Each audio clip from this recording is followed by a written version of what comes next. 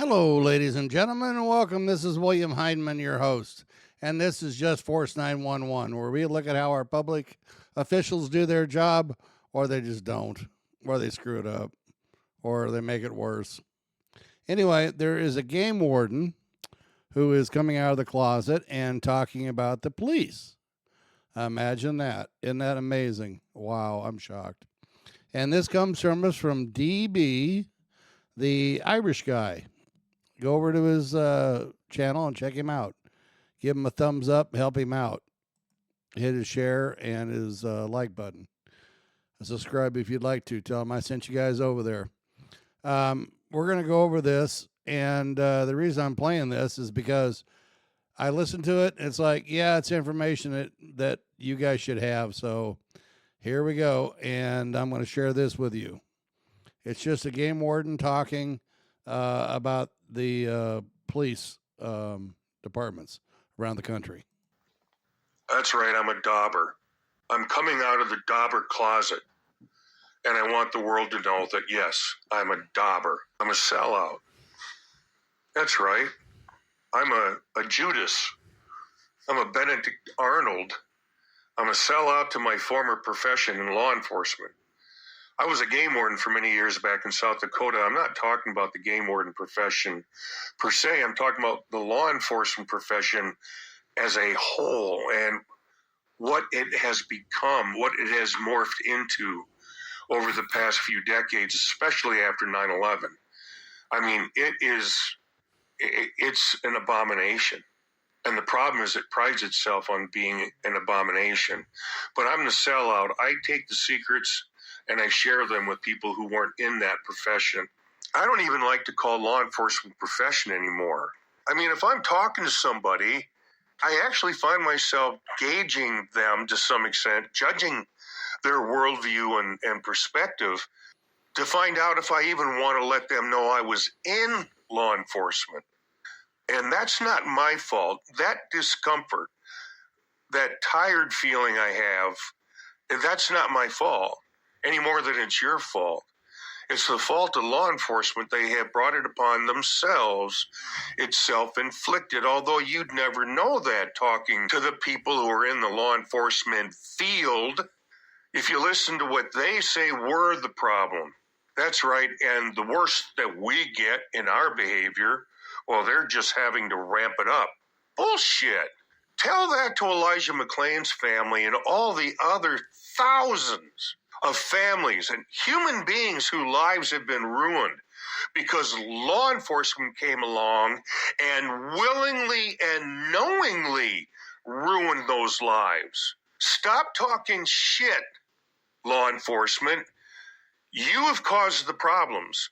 People are reacting to the problems you've created.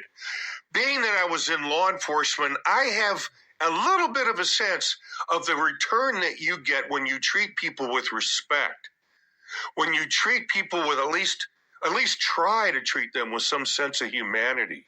You know, in all those thousands and thousands of contacts that I made as a game warden, I had people tell me the only reason they didn't try to assault me is because they couldn't get mad enough at me.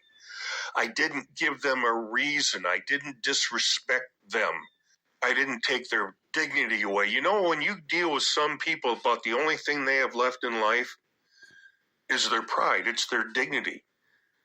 And as a law enforcement officer, if you think your fucking job is to come along and stomp and shit all over their pride and dignity, watch out for the repercussions, because that's one of the reasons why people react so violently.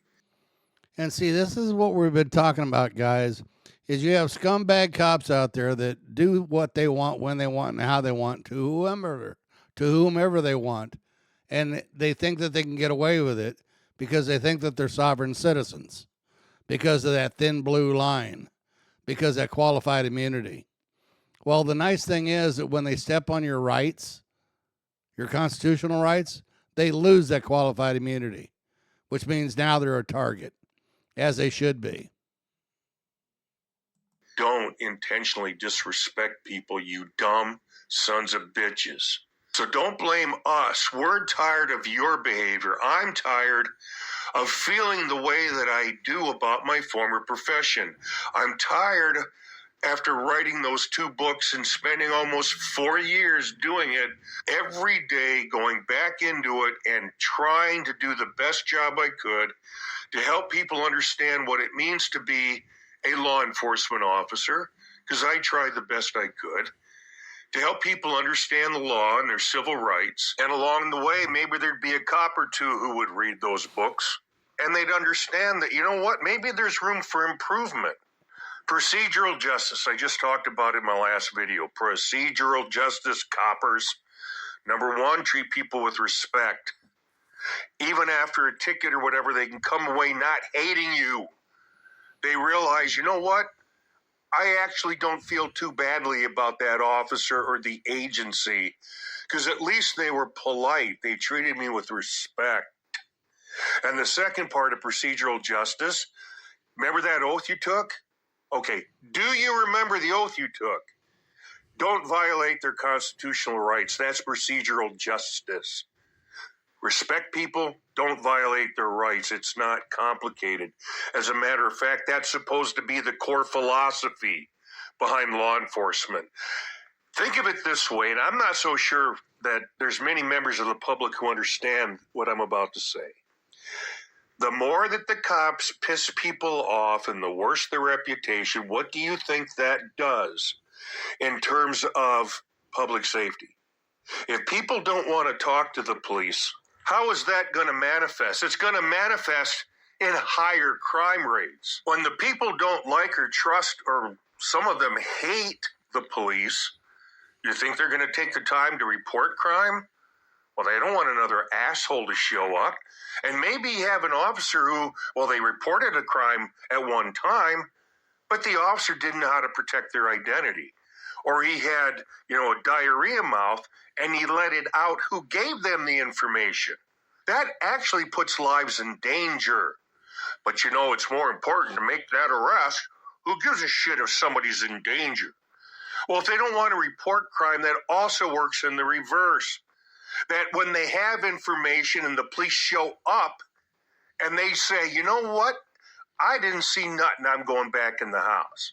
That's the fault of bad policing. And one of the things that the sheep and the bootlickers and the Karens and the Darrens don't get is how their blind loyalty and this praise that they heap upon the local police department, that actually empowers the department to not want to change. Well, we've got a swath of the community that says we're doing a good job, and they tell us that. The other ones are just troublemakers. Those are the sons of bitches that we arrest. So, of course, they're going to be, disgruntled. So Karens and Darrens and the sheep and the bootlickers play a role in reinforcing bad cop behavior. Come on, people, wake up. Come on. You guys hear that?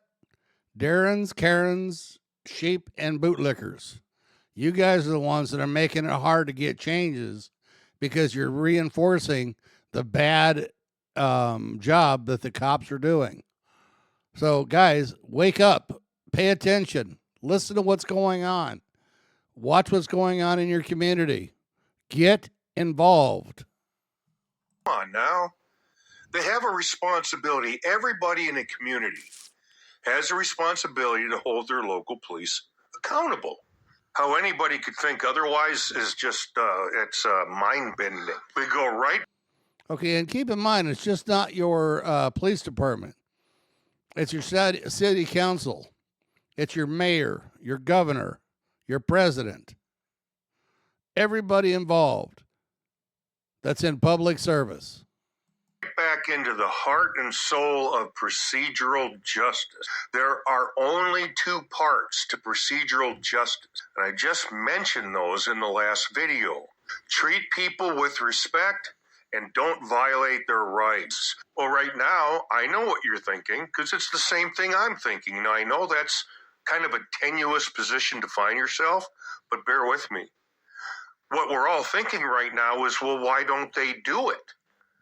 Why don't they respect us, and why don't they honor their oath and not violate our constitutional rights? And that's the problem. Treat us with respect.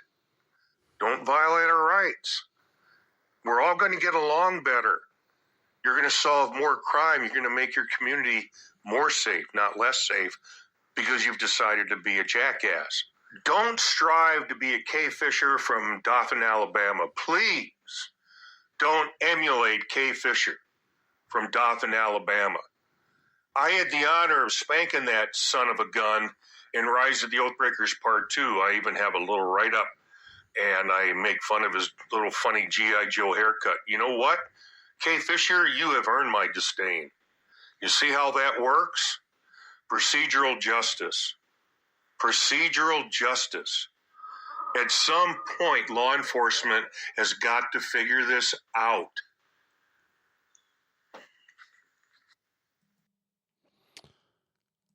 Guys, I hope that helped you guys out. There's a lot of good information in that. You know, you got to remember, if they step on your constitutional rights, you have the right to sue them because they're going to lose their qualified immunity. And when they do, you can go after them personally.